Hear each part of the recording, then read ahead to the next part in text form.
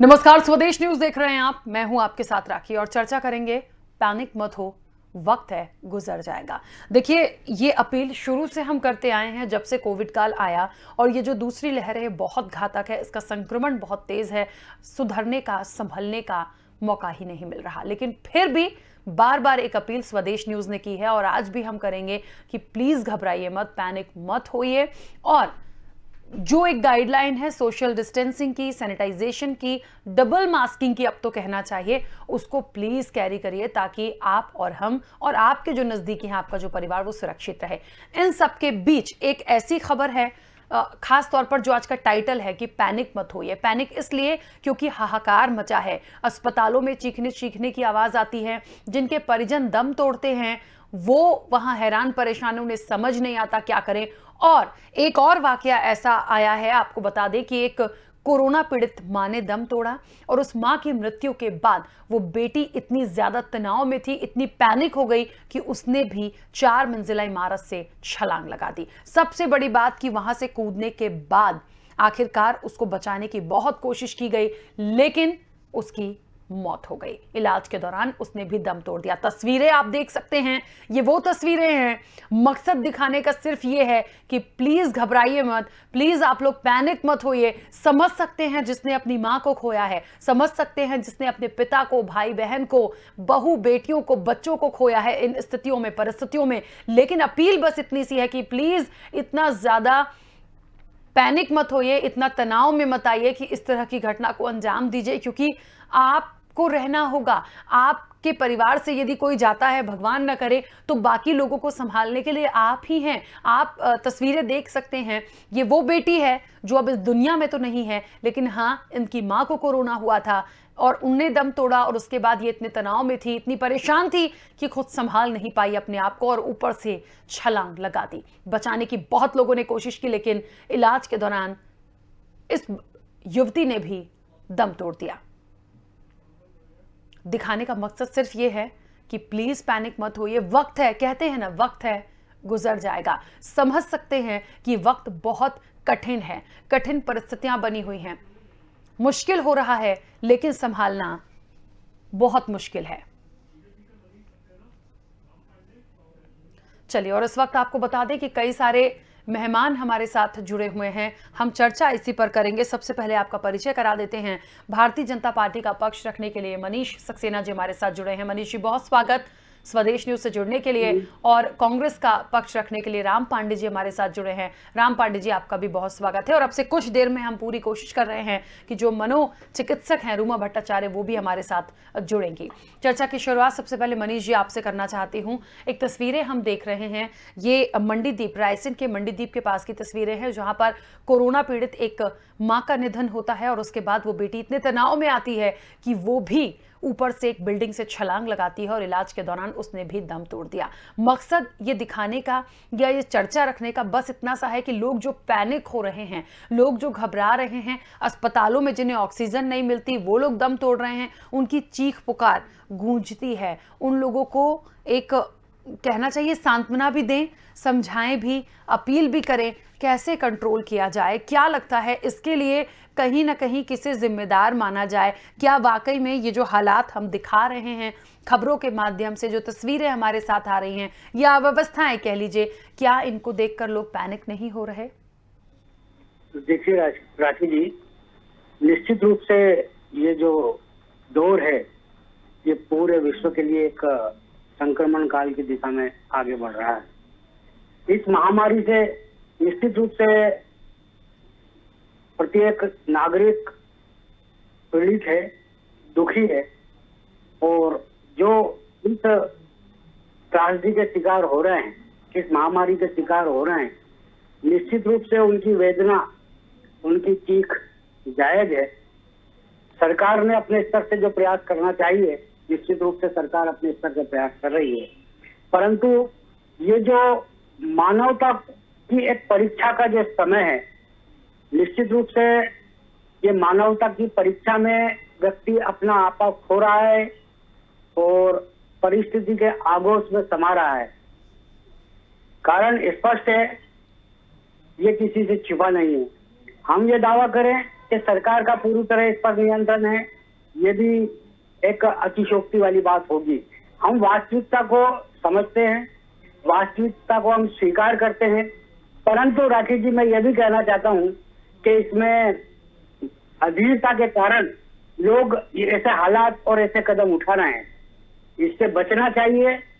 सरकार ने अपने स्तर से जो प्रयास करना चाहिए, सरकार पूरी शिद्दत के साथ प्रत्येक परिवार के साथ खड़ी है और आने वाले समय में भी जो भी विपदा है, जो भी महामारी है, इससे निपटने के लिए जो प्रयास किए जाना चाहिए उसके लिए सरकार संवेदनशील है और अपने स्तर पर पूरे प्रयास कर रही है।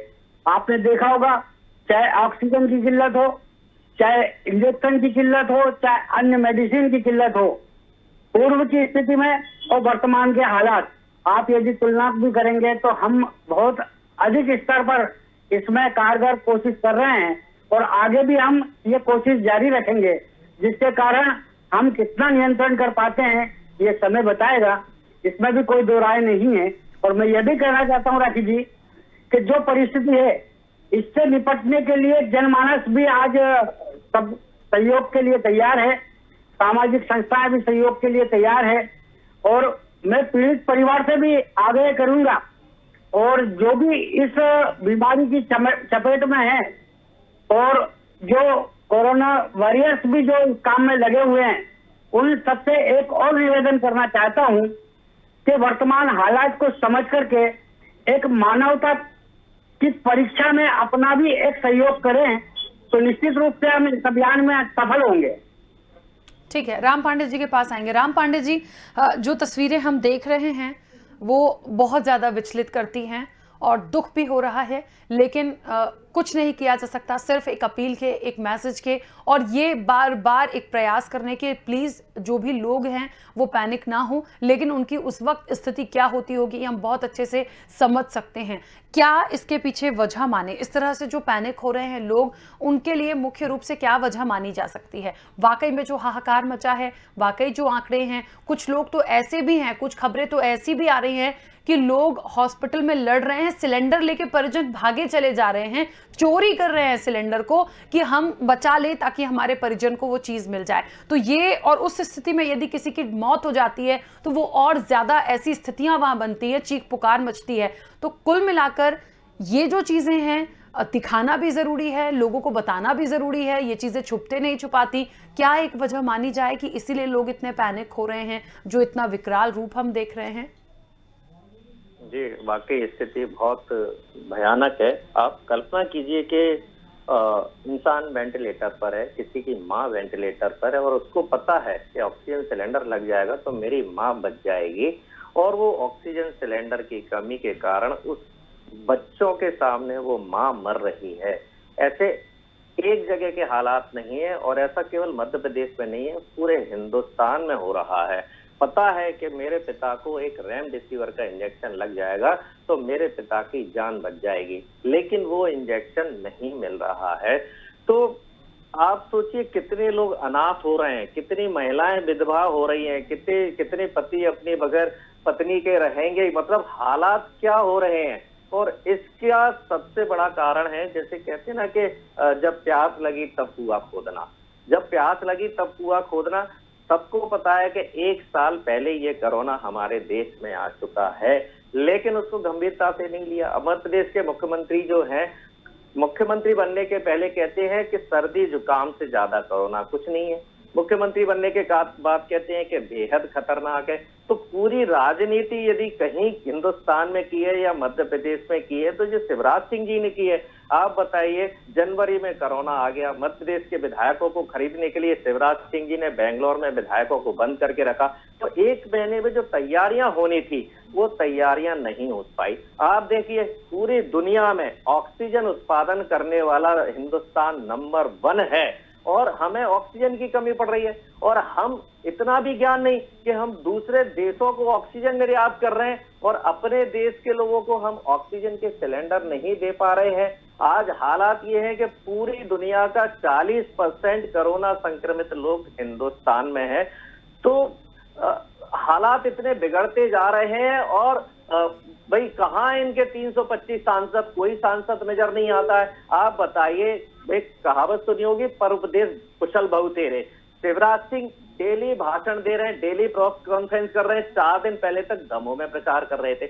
आज प्रधानमंत्री और अमित शाह जी डेली ज्ञान बांट रहे हैं। अमित शाह जी की आज 3 बड़ी रैलियां हैं बंगाल में।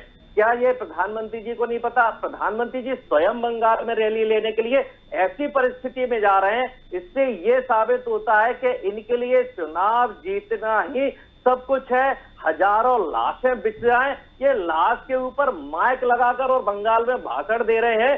इससे मतलब घटिया राजनीति का एग्जाम्पल पूरे दुनिया में नहीं होगा। 1 साल पहले केंद्र सरकार ने कहा था कि हिंदुस्तान के जितने बड़े सरकारी अस्पताल हैं, सारे सरकारी अस्पतालों में 162 ऑक्सीजन प्लांट लगाएंगे। एक भी नहीं लगेगा, एक भी नहीं लगा।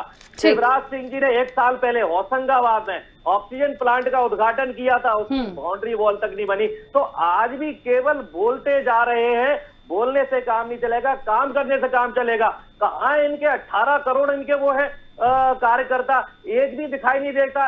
1000 से ज्यादा इनके एमएलए, कोई दिखाई नहीं देता है। आप देख लिए कांग्रेस का मध्य प्रदेश में एक सांसद है नकलनाथ छिंदवाड़ा में, उन्होंने अपने प्रयासों से वहां ऑक्सीजन की पूरी आपूर्ति कर दी है। राज्यसभा सांसद है विवेक तनखा जी, उन्होंने जबलपुर में कर दी है। तो कांग्रेस के जो सांसद है, विधायक है, कार्यकर्ता है, उनकी जो क्षमता है सीमित है। वो कोई उनकी कलेक्टर कमिश्नर कोई बात सुनेगा नहीं। वो जितना अपने मन तक कर सकते हैं, तो कांग्रेस कार्यकर्ता और नेता अपने से कर रहे हैं। इनके पास सत्ता है, ताकत है, सब कुछ इनके हाथ में है, फिर भी ये है हर जगह फेल साबित हो रहे हैं। उसका कारण ये इनके अंदर दूरदृष्टि नहीं है। अब आज ही की घटना देख लिए, केंद्रीय मंत्री प्रहलाद पटेल के सामने एक कोरोना जिसके परिवार में पीड़ित था, वो उसके सामने गिड़गड़ाया, तो उससे कहते हैं 2 चांटे मारूंगा। अब बताइए, केंद्रीय मंत्री के ये हाल है कि वो यदि अपनी व्यथा गा रहा है केंद्रीय मंत्री के सामने, तो वो कह रहे हैं कि मैं 2 चांटे मारूंगा। तो ये तो इनकी जनता के प्रति इस तरह का ये बर्ताव कर रहे हैं। ऐसे संकट में तो इनको कम से कम अब तो सीरियस हो जाना चाहिए। ठीक बात है। चलिए राम पांडे जी वापस आती हूँ। हमारे साथ रूमा भट्टाचार्य जी भी जुड़ गई हैं। रूमा जी, बहुत स्वागत चर्चा में शामिल होने के लिए। तस्वीरें हम कुछ देख रहे हैं, रायसेन के मंडीदीप के पास की तस्वीरें हैं। ये पहली तस्वीरें क्योंकि हम देख रहे हैं और इसलिए उसका जिक्र यहाँ पर हो रहा है। सबसे बड़ी बात यह कि एक माँ का निधन हुआ, वो कोविड पॉजिटिव थी। उसके बाद वो बेटी इतना ज्यादा तनाव में थी या इतना ज्यादा पैनिक हो गई, वो समझ नहीं पा रही थी। उसकी स्थिति क्या होगी हम समझ सकते हैं, लेकिन इतना ज्यादा स्ट्रेस हुआ कि वो काफी ऊपर से, ऊंचाई से वो कूदी। बचाने की कोशिश की गई, लेकिन इलाज के दौरान उसने भी दम तोड़ दिया। इसके पीछे की वजह मुख्य रूप से आप क्या मान रहे हैं? लोग बहुत ज्यादा परेशान हैं, पैनिक हैं। लगातार हम अपील करते हैं, घबराइए मत, वक्त है, गुजरेगा। लेकिन जो स्थितियां बनी हुई हैं, क्या किया जा सकता है? वाकई में जो लोग अपने परिजनों को सामने तड़प कर मरते देख रहे हैं, उनकी स्थिति इस तरह की हो रही है, क्या ऐसे लोगों के लिए मैसेज हो सकता है और क्या किए जाने की जरूरत है? जी नमस्कार। कोविड-19 पैंडेमिक 2020 में शुरू हुआ पहला वेव, और ये 2021 की शुरुआत से ही सेकेंड वेव शुरू हुआ। और ये ज़्यादा भयावह इसलिए क्योंकि ये वेरिएंट म्यूटेंट से हो रहा है, और कई लोगों में काफ़ी सीवियर इन्फेक्शन हो रहा है, जो काफ़ी सीरियसली मेडिकली इल हो जा रहे हैं, और कुछ इसमें से अपनी जान भी नहीं बचा पा रहे हैं। तो ये तो सच्चाई है। लेकिन एक मैं अच्छी बात ये बोलना चाहूँगी कि अभी भी मेजॉरिटी ऑफ लोग जो है जिनको हो रहा है कोविड, उनको सिम्टम्स माइनर ही हो रहे हैं, जैसे बुखार आना, बॉडी एक होना, सर्दी खांसी होना, सिर दर्द होना, और वो खुद रिकवर हो जा रहे हैं मेडिसिन के द्वारा। तो मेजॉरिटी, मोर देन 90% लोग रिकवर हो रहे हैं, माइल्ड इन्फेक्शन है। ये भी मीडिया की जिम्मेदारी है बताना, क्योंकि जब हम लगातार खाली संक्रमित के आंकड़े, मौत की खबर बताते हैं, तो लोग जो हैं वो डर जाते हैं, क्योंकि सबको पूरी जानकारी नहीं होती। उनको उतनी ही जानकारी होती है जो मीडिया या सोशल मीडिया के माध्यम से मिलती है। और मैं लोगों को यही अपील करना चाहूंगी आप लोगों के माध्यम से कि कोविड न्यूज सारा दिन न देखें। आपको अपडेट लेना है तो दिन में 2 बार, एक बार सुबह, एक बार शाम को देख लें। पूरे टाइम आप कोविड न्यूज में नहीं इन्वॉल्व होइए। मैं एक मनोचिकित्सक हूँ, मैं चाहती हूँ कि लोगों की सेहत अच्छी बनी रहे, और वो तभी अच्छी बनी रहेगी जब उनकी मानसिक संतुलन ठीक रहेगी। क्योंकि जैसे ही लोगों में डर का माहौल हो जाता है, लोगों में भय पैदा होती है, तो वैसे ही इम्यूनिटी कम होने लगती है।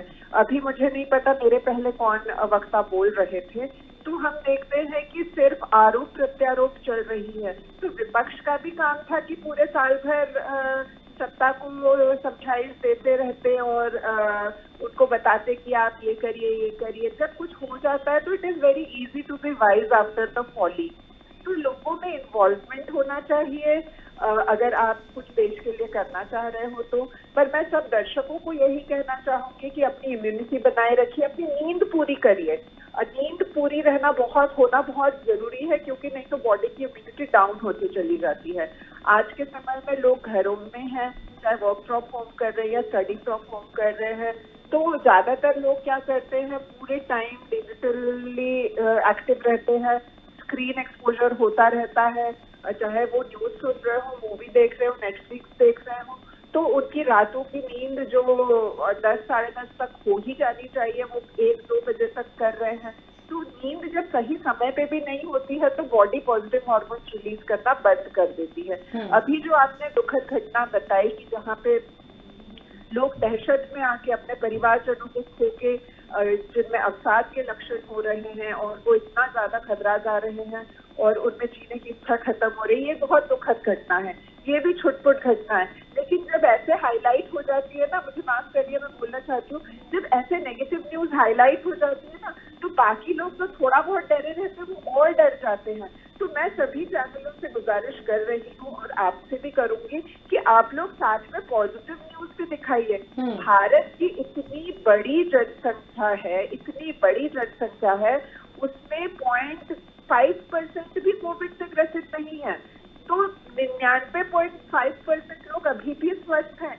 ये न्यूज दिखानी चाहिए कि लोग जो हैं बीमारी पर विजय पाकर घर जा रहे हैं और मैक्सिमम लोग को हॉस्पिटल की जरूरत ही नहीं पड़ रही है। बिल्कुल ठीक है। तो रेमडेसिविर की कमी, ऑक्सीजन की कमी लगातार मीडिया में दिखाया जा रहा है, इससे लोगों में दहशत फैल रहा है। जिनको ऑक्सीजन की जरूरत भी नहीं है, वो भी डर के मारे, उनकी भी सैचुरेशन कम हो रही है और उनके परिजन घबरा के क्राइम तक करने को तैयार हो जा रहे हैं। तो मैं सभी चैनलों से आज गुजारिश करती आई हूँ, जितने चैनलों ने मुझे कांटेक्ट किया है, मैं सबके माध्यम से यही कह रही हूँ, थोड़ा बहुत पॉजिटिव न्यूज भी दिखाइए और लोगों में एक उनकी आत्मविश्वास को बढ़ाइए, और इस तरह के नेगेटिव पैनल भी मत रखिए जो और लोगों में दहशत फैलाते हैं। बिल्कुल रूमा जी, एक बात तो आपने जो बोली है उसका सबसे पहले मीडिया बहुत ध्यान रखता है। देखिए, यदि अच्छी खबर आती है, अच्छी भी है, हम यदि ये दिखाते हैं कि लाखों लोग संक्रमित हैं, तो यदि उससे जो रिकवर हुए हैं, ये भी हम हर पल की अपडेट लोगों तक देख रहे हैं। लेकिन अभी इस वक्त ये चर्चा का विषय इसलिए बना क्योंकि ये दिखाना भी जरूरी है कि लोग इतने ज्यादा पैनिक क्यों हो रहे हैं, उनको कैसे कंट्रोल किया जाए। पैनिक मत होइए, ये जो घटना आई ये बहुत दुखद है। इसे दिखाने का मकसद सिर्फ ये है कि इस तरह की चीजें भी हो रही हैं, दोबारा ना हो, लोग घबराएं नहीं। बार बार वही हमने अपील की है, और क्या हो सकता है इससे बचाव के लिए, क्या किया जा सकता है, ये मकसद इस चर्चा का था। बचाव के लिए जैसे मैंने कहा कि नींद बहुत जरूरी है, व्यायाम जरूरी है, डीप ब्रीथिंग एक्सरसाइजेस जरूरी है, पौष्टिक खाना खाना जरूरी है, थोड़ा बहुत हल्का फुल्का एंटरटेनमेंट जरूरी है। लेकिन एंटरटेनमेंट के नाम पे 10-10 घंटे सिर्फ आप स्मार्टफोन पे लगे रहें, ये ठीक नहीं है। घर के अंदर मिलजुल के काम करें और कोशिश करें कि हम एक दूसरे की मदद करें जरूरत के समय में। तो जब हम पॉजिटिविटी का चेन बनाएंगे तो ही पॉजिटिविटी फैलेगी। आप मुझे देख के मुस्कुराएंगे तो मैं आपको देख के मुस्कुराऊंगी। तो मैं एक मनोचिकित्सक हूँ, मैं एक पॉजिटिव थिंकर हूँ, मैं एक मोटिवेशनल स्पीकर हूँ। तो मैं ये चाहती हूँ कि आप लोग जो है ना, पैनल्स में भी ऐसे लोगों को लाएं जो हौसला अफजाई कर सके दर्शकों की, जो ये समझा सके कि इतना विकराल भी नहीं है। देखिए, जिंदगी है तो कभी ना कभी खत्म होगी ही। अब इस साल में कोविड एक बहाना हो गया है, लेकिन हमें कोविड के खिलाफ लड़ने के लिए क्या क्या करना है, हमें वो दिखाना है, न कि लगातार नेगेटिव न्यूज परोस के लोगों के भय को बढ़ाना है। जब हम आत्मविश्वास बढ़ाएंगे, लोगों में ताकत दिलाएंगे जंग जीतने की, तो ही हम उस जंग में विजय पा सकते हैं। तो मैं ये चाहती हूँ, क्योंकि जैसे मैंने कहा मैं मनोचिकित्सक हूँ, लोगों की मानसिकता को संभालने का काम करती हूँ, तो मैं आप लोगों के माध्यम से इस मौके का भी मैं फायदा उठाना चाहती हूँ और लोगों से कहती हूँ कि प्लीज बी होपफुल, अपने होप को, अपने आशा को बनाए रखिए। लोगों, अगर आपके घर में कोई संक्रमित भी है तो ऐसी गमगीन माहौल मत बनाइए, लोगों को रीएश्योर करिए कि ठीक हो जाएंगे, सब अच्छा हो जाएगा, ठीक हो जाएगा। अब अगर किसी की कोमॉर्बिडिटीज है, जिसकी एज ज्यादा हो गई है या किसी को संक्रमण बहुत ज्यादा हो गया है, तो मेडिकल हेल्प लेना जरूरी है और हर जान नहीं बच सकती, ये भी हम समझ रहे हैं। एक रेमडेसिविर का भी जो हवा बन गया मीडिया में, रेमडेसिविर कोई लाइफ सेविंग ड्रग नहीं है, लेकिन रेमडेसिविर की कमी लोगों के दिमाग में ऐसा छा गया है कि जैसे रेमडेसिविर से ही जिंदगी बच जाएगी। नहीं, आपको मास्क अप रखना है, आपको फिजिकल डिस्टेंसिंग रखना है, आपको पर्सनल हाइजीन मेंटेन करना है, आपको घर से अनावश्यक नहीं निकलना है। ये सब चीजों पे जोर दीजिए। आप ब्रीदिंग एक्सरसाइज करिए, आप पानी अच्छे से पीजिए, आप जो है पौष्टिक खाना खाइए, आप सोचिए, तो ये जरूरी है। बिल्कुल ठीक बात है। चलिए मनीष जी के पास आएंगे। मनीष जी, बहुत सारी बातें रूमा जी ने भी यहाँ पर रखी हैं और एक बात बहुत जरूरी वाकई में है कि मकसद सिर्फ इतना है कि यदि स्थितियां बिगड़ रही हैं तो वो दिखाने का मकसद है कि आप लोग अननेसेसरीली बाहर ना आए क्योंकि स्थितियां बिगड़ रही हैं। एक वो संदेश भी हो सकता है, एक हिदायत भी हो सकती है कि प्लीज ऐसी स्थितियां आपके साथ ना हो, उसका ध्यान रखिए। दूसरी चीज, प्रॉपर बार बार अपील जो की गई है कि डबल मास्किंग हो, सोशल डिस्टेंसिंग हो, सैनिटाइजेशन हो, उसका ध्यान रखिए। आप भागिए मत इंजेक्शन के पीछे। आपको बता दें कि एक और हमारी स्पेशल रिपोर्ट हमने अब से कुछ देर पहले अपने दर्शकों के साथ शेयर की थी और काफी बड़े बड़े डॉक्टर्स से हमने बात की थी। उन्होंने भी बोला कि रेमडेसिविर कोई रामबाण इलाज वो नहीं है, वो एक ड्रग ट्रायल है। आपकी बॉडी को जितना भी इन्फेक्शन यदि होता है वो करेगा, लेकिन हर व्यक्ति को उसकी जरूरत नहीं है, तो प्लीज उसके लिए घबराइए मत। आज हाहाकार मचा है ऑक्सीजन और उसके लिए, और लेकिन वो उन पेशेंट्स के लिए जरूरी है जो बहुत ज्यादा क्रिटिकल कंडीशन में है। सबको उसकी जरूरत नहीं है। सब लोग जागरूक हैं, हर तरह से प्रयास कर रहे हैं हम भी कि आपको वो तमाम चीजें बताएं कि आपको क्या करनी है।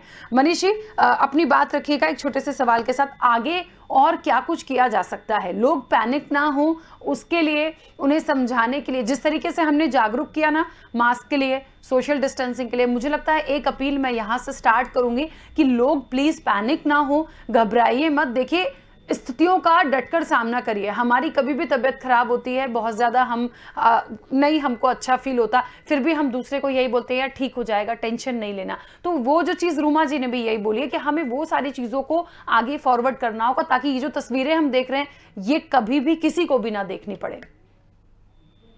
जी, आपने देखा होगा कि इस वर्तमान हालात में भी जो सरकार ने और संगठन ने जो प्रयास किए हैं वो यही है कि सबसे पहले हमें संक्रमण की चेन को तोड़ना है, तो हमें घर पर रहना है, सुरक्षित रहना है। दूसरा, आपने देखा होगा कि पॉजिटिविटी की जो दर तेजी से बढ़ रही थी उस पर हम रुके ही नहीं है, कुछ घटे भी हैं, तो इस पर भी हम नियंत्रण करने का प्रयास कर रहे हैं। होम आइसोलेशन के और कोविड केयर सेंटर के लोगों से भी आप संपर्क करेंगे जहां सरकार का पूरा संरक्षण उनको प्राप्त है, और हमारे सरकार के प्रतिनिधि और सामाजिक संस्थाओं के कार्यकर्ता नियमित उनसे हेयरिंग कर रहे हैं, उनके संपर्क में हैं। आपने ये भी देखा होगा कि हमने इसी दौरान रिकॉर्ड 54,548 टेस्ट किए हैं, जिसकी रिपोर्ट भी हमारे समक्ष है। और यही नहीं है, सरकार में बेड की स्थिति पूर्व में थी, वर्तमान में क्या है, 54,700 से अधिक आज बेड हम मरीजों को उपलब्ध करा पाए हैं। वहीं आपने देखा होगा कोरोना वॉरियर्स की संख्या जो हमने समाज सेवी संस्थाओं से, सामाजिक कार्यकर्ताओं से आह्वान किया था, वो 1 लाख से अधिक की संख्या में हमसे जुड़े हैं, इस अभियान में वो शामिल है। इतना ही नहीं है राखी जी, आप ये देखें, हमने शक्ति को भी बढ़ा करके लोगों को आवश्यक मूवमेंट बंद करके उनकी आवश्यक सुविधाएं सुनिश्चित भी की है ताकि उनको किसी भी प्रकार की कोई असुविधा ना हो। इसका भी हमने ध्यान रखा है। अस्पताल में आने वाले जो मरीजों की संख्या थी उसमें भी कमी कैसे हो, हम उनको बेहतर सुविधा उनके स्थान पे कैसे दे पाएं, इसके भी प्रयास हमने किए हैं। यही आप और आगे देखेंगे कि जब सैंपल लेने के लिए जो टेस्टिंग की प्रक्रिया थी, इसको भी हमने एक सरलीकरण इसका किया है।